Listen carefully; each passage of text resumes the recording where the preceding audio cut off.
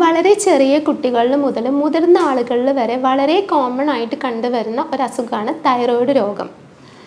എല്ലാ തൈറോയ്ഡ് രോഗികളുടെയും ഒരു പ്രധാന സംശയമാണ് തൈറോയ്ഡ് രോഗം ഒരു മാറാരോഗമാണോ? തൈറോയ്ഡിന് മെഡിസിൻ നമ്മൾ ജീവിതകാലം മുഴുവനും കഴിച്ചുകൊണ്ടിരിക്കേണ്ട ആവശ്യമുണ്ടോ?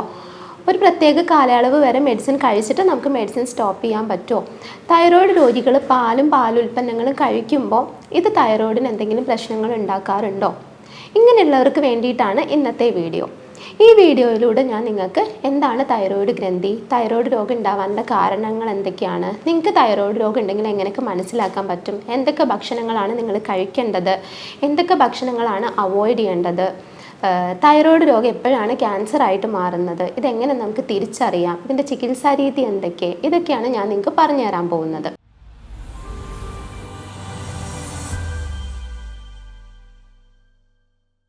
ഞാൻ doctor Tinu S, senior consultant, doctor Basil സോമിയോ ഹോസ്പിറ്റൽ, പാണ്ടിക്കാട്, മലപ്പുറം ജില്ല.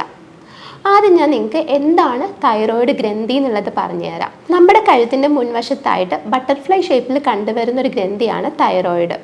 പല കാരണങ്ങൾ കൊണ്ട് ഈ തൈറോയ്ഡിന് പ്രശ്നങ്ങൾ വരാറുണ്ട്. ചിലപ്പോൾ ഈ തൈറോയ്ഡിൻ്റെ പ്രവർത്തനം അമിതമാവാറുണ്ട്. അങ്ങനെ തൈറോയ്ഡ് ഒരുപാട് തൈറോയ്ഡ് ഹോർമോൺസ് പ്രൊഡ്യൂസ് ചെയ്യാറുണ്ട്. ഇതിനെയാണ് നമ്മൾ ഹൈപ്പർ തൈറോയിഡിസം എന്ന് പറയുന്നത്.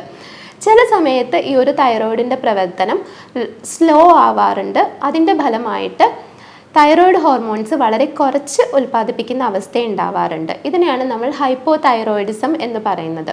ഈ ഒരു ഹൈപ്പോ തൈറോയിഡിസം ആണ് ഇന്ന് നമ്മുടെ ചുറ്റുപാടും കാണുന്ന എല്ലാവർക്കും വളരെ കോമൺ ആയിട്ട് കണ്ടുവരുന്നത്. സാധാരണയായിട്ട് തൈറോയ്ഡ് രോഗം ഉണ്ടാവാനുള്ള 3 കാരണങ്ങൾ ഞാൻ പറഞ്ഞു തരാം. ഒന്നാമത്തത് ഭക്ഷണത്തിലുള്ള അയഡിൻ്റെ കുറവ്. ഈ ഒരു തൈറോയ്ഡ് ഹോർമോൺ ഉണ്ടാക്കാൻ വേണ്ടിയിട്ട് അതിൽ മെയിനായിട്ട് ഉപയോഗിക്കുന്നത് അയഡിൻ എലമെൻ്റ് ആണ്. അപ്പോൾ ഈ ഭക്ഷണത്തിൽ അയഡിൻ കുറഞ്ഞിട്ടുണ്ടെങ്കിൽ തൈറോയിഡിൻ്റെ പ്രവർത്തനം കുറയുകയും തൈറോയ്ഡ് ഹോർമോണിൻ്റെ ഉൽപ്പാദനം കുറയുകയും ചെയ്യും. വേറെ ഒന്നാണ് ഓട്ടോ ഇമ്മ്യൂൺ തൈറോയിഡൈറ്റിസ്. സാധാരണ രീതിയിൽ പുറത്തുനിന്ന് ഒരു രോഗം വരുമ്പോൾ നമ്മുടെ ശരീരത്തിൽ ഒരുപാട് ആൻറ്റിബോഡീസ് ആ രോഗത്തിനെതിരായിട്ട് ഉൽപ്പാദിപ്പിക്കും.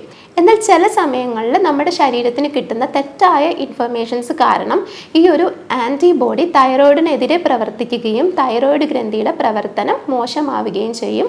ഇതിൻ്റെ ഫലമായിട്ട് ഒന്നില്ലെങ്കിൽ തൈറോയ്ഡ് ഹോർമോൺ ഒരുപാട് ഉൽപ്പാദിപ്പിക്കും, അല്ലെങ്കിൽ തൈറോയ്ഡ് ഹോർമോൺ വളരെ കുറച്ച് ഉൽപ്പാദിപ്പിക്കുന്ന അവസ്ഥ വരാറുണ്ട്. മറ്റൊന്നാണ് സ്ട്രെസ്സ്. ഇന്ന് കുട്ടികളിലും മുതിർന്നവരിലും എല്ലാവരിലും ഒരുപോലെ കാണുന്ന ഒന്നാണ് ആവശ്യമില്ലാതെ ടെൻഷൻ അടിക്കുക, സ്ട്രെസ് ഉണ്ടാവുക, ഇങ്ങനെയുള്ളതൊക്കെ. ഇങ്ങനെ ടെൻഷൻ അടിക്കുമ്പോൾ നമ്മുടെ ശരീരത്തിൽ അഡ്രിനാലിൻ എന്ന് പറഞ്ഞിട്ടുള്ളൊരു ഹോർമോണും കോർട്ടിസോൾ എന്ന് പറഞ്ഞിട്ടുള്ളൊരു ഹോർമോണും ഉണ്ടാവാറുണ്ട്. ഈ ഒരു അഡ്രിനാലിനും കോർട്ടിസോളും നമ്മുടെ തൈറോയ്ഡ് ഗ്രന്ഥിക്ക് പ്രതികൂലമായിട്ടാണ് ബാധിക്കാറ്. ഇത് തൈറോയ്ഡ് രോഗം ഉണ്ടാവാനുള്ള കാരണങ്ങളിൽ ഒന്നാണ്. അടുത്തതായിട്ട് നമുക്ക് തൈറോയ്ഡ് രോഗം ഉണ്ടെങ്കിൽ നമ്മുടെ ശരീരം എന്തൊക്കെ സിംറ്റംസ് കാണിക്കും എന്നുള്ളത് പറഞ്ഞു തരാം.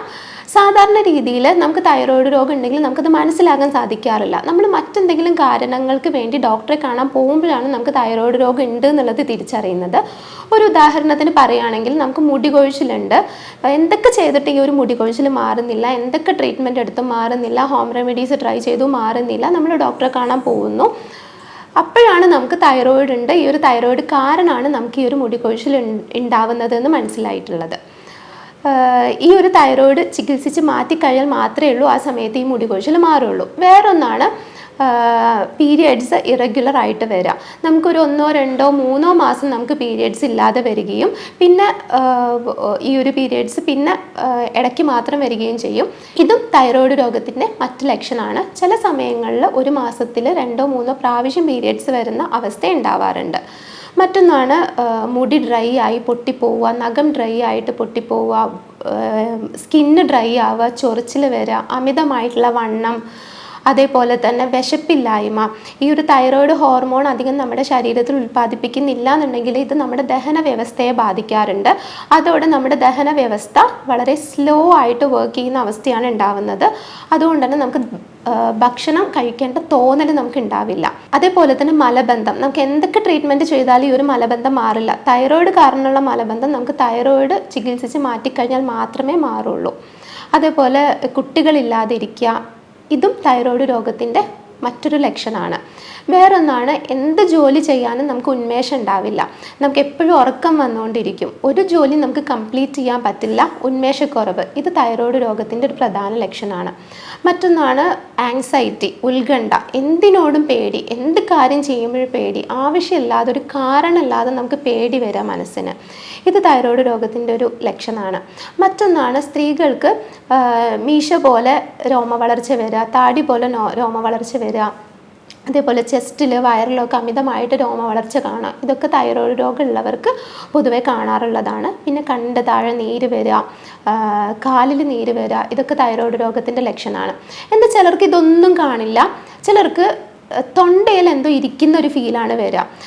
ഭക്ഷണം കഴിക്കുമ്പോൾ ഈ ഭക്ഷണം നേരെ അങ്ങ് ഇറക്കാൻ പറ്റാത്ത അവസ്ഥ, കിടന്നുറങ്ങുമ്പോൾ നേരെ ശ്വാസം കിട്ടില്ല, കഴുത്തിൽ എന്തോ ഇങ്ങനെ അമർത്തി പിടിച്ചൊരു ഫീല്. ഇത് സാധാരണ ഒരു 40-45 വയസ്സ് കഴിഞ്ഞ സ്ത്രീകളിലാണ് കൂടുതലായിട്ട് ഇങ്ങനെ കണ്ടുവരാറുള്ളത്.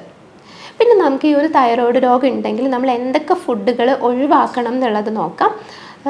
സാധാരണ രീതിയിൽ പറയാറ് ക്യാബേജ്, കോളിഫ്ലവർ, ബ്രക്കോളി പോലുള്ള ക്രൂസിഫറസ് വെജിറ്റബിൾസ് ഒഴിവാക്കാനാണ് നമ്മൾ പറയാറ്. ഈ ഒരു ക്രൂസിഫറസ് വെജിറ്റബിൾസ് പൊതുവെ തൈറോയ്ഡ് ഗ്രന്ഥിയെ പ്രതികൂലമായിട്ട് ബാധിക്കുകയും ഇത് ചിലപ്പോൾ തൈറോയ്ഡ് ഗ്രന്ഥിയുടെ പ്രവർത്തനം അമിതമാവാനും അല്ലെങ്കിൽ സ്ലോ ആവാനും കാരണമാവാറുണ്ട്. അതേപോലെ തന്നെ ഗ്ലൂട്ടൻ ഇൻടോളറൻസ് ഉള്ള ആൾക്കാർക്ക് ഗ്ലൂട്ടൻ അടങ്ങിയ ഭക്ഷണം കഴിക്കുമ്പോൾ തൈറോയ്ഡ് ഗ്രന്ഥിയെ പ്രതികൂലമായിട്ട് ബാധിക്കുന്നത് കാണാറുണ്ട്. എക്സാമ്പിൾ പറയുകയാണെങ്കിൽ ഗോതമ്പിൽ ഒരുപാട് ഗ്ലൂട്ടൻ ഉണ്ട്.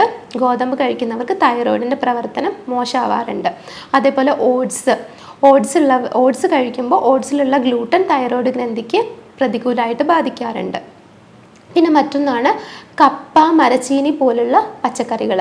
ഇത് കഴിക്കുമ്പോഴും തൈറോയ്ഡ് ഗ്രന്ഥിക്ക് പ്രശ്നം സംഭവിക്കാറുണ്ട്. പിന്നെ പറയാനുള്ളത്, തൈറോയ്ഡ് ഉണ്ടെങ്കിൽ നമ്മൾ ഉറപ്പായിട്ടും കഴിച്ചിരിക്കേണ്ട ഭക്ഷണങ്ങൾ എന്തൊക്കെയാണെന്നുള്ളതാണ്.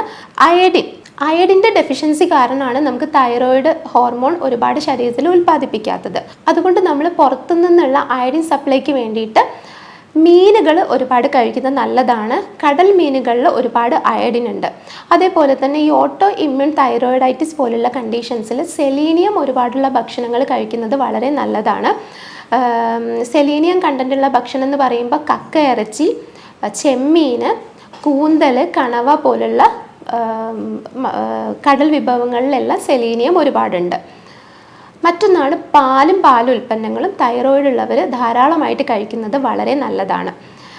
വേറൊന്നാണ് പയറുവർഗ്ഗങ്ങൾ, മുട്ടയുടെ വെള്ള, ഇവയൊക്കെ തൈറോയ്ഡ് ഉള്ളവർ കഴിക്കുമ്പോൾ തൈറോയ്ഡിൻ്റെ ആരോഗ്യം നന്നായിട്ട് കൂടാനുള്ള സാധ്യതയുണ്ട്.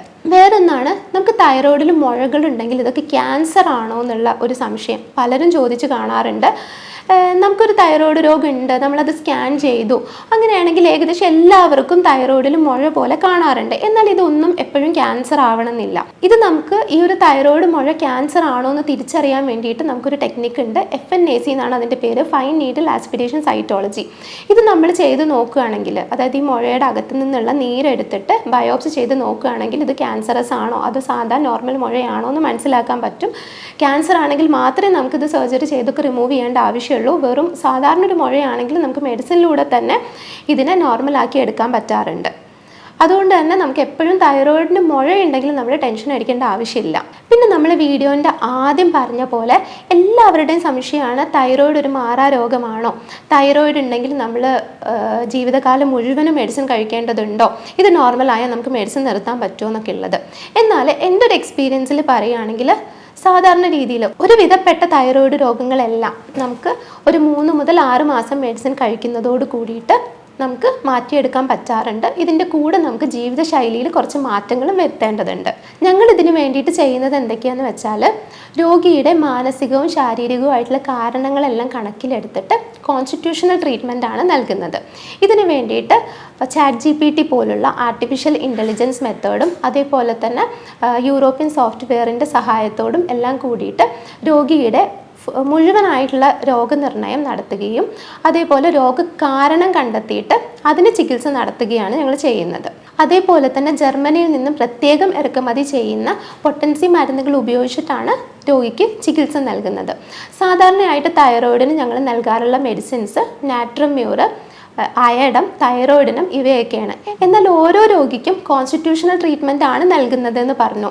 ഓരോ രോഗിയുടേതായ അവരുടേതായ മാനസികവും ശാരീരികവുമായിട്ടുള്ള പ്രത്യേക കാരണങ്ങൾ കണക്കിലെടുത്തിട്ട് അവർക്കുള്ള മെഡിസിൻസ് തീരുമാനിക്കുകയാണ് ഞങ്ങൾ ചെയ്യുന്നത്. പല രോഗികൾക്കും ഹോസ്പിറ്റലിൽ നേരിട്ട് വരാൻ പ്രയാസമുള്ളവരാണ്. അവർക്ക് ഫോണിലൂടെ പരിശോധിച്ചിട്ട് മെഡിസിൻസ് വീട്ടിലേക്ക് അയച്ചു തരികയും ചെയ്യുന്നതാണ്. തൈറോയിഡ് രോഗവുമായിട്ട് ബന്ധപ്പെട്ടിട്ടുള്ള സംശയങ്ങൾക്ക് വേണ്ടിയിട്ടും ചികിത്സയ്ക്ക് വേണ്ടിയിട്ടും താഴെ കാണുന്ന നമ്പറിൽ നിങ്ങൾക്ക് എന്നെ ബന്ധപ്പെടാവുന്നതാണ്.